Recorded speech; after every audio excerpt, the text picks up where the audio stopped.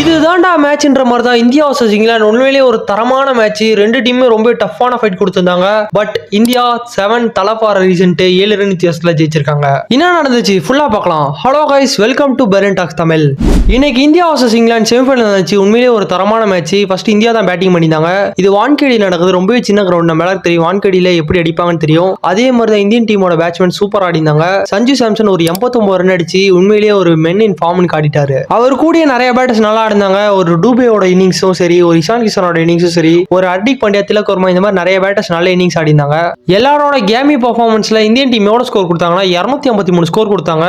254 அடிச்சா வின்னிங்ன்ற கணக்குல England team batting வந்திருந்தாங்க. இங்கிலாந்து இவ்வளோ பெரிய ரன் அடிப்பாங்கன்றது ஒரு கேள்விக்குறியோட தான் இந்த ஒரு மேட்ச் ஸ்டார்ட் ஆனிச்சு. பட் பேட்டிங் உண்மையிலேயே நல்லா ஆடினாங்க. ஜேக்கப் பெத்தேல் வேற லெவலில் ஒரு 100 அடிச்சிருந்தாரு.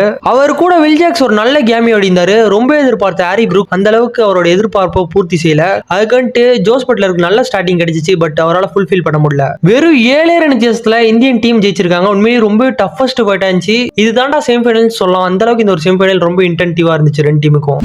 Finals India versus New Zealand 2025 champions trophy தெரியும். இந்தியன் டீம் நியூசிலாண்டை டிஃபீட் பண்ணியிருக்காங்க. இந்த முறை நியூசிலாண்டோட கை ஓங்கும்னு நினைக்கிறேன். இந்தியாவும் சரி நியூசிலாண்டும் சரி ஒரு தரமான போட்டி இருக்கு அகமதாபாத்ல.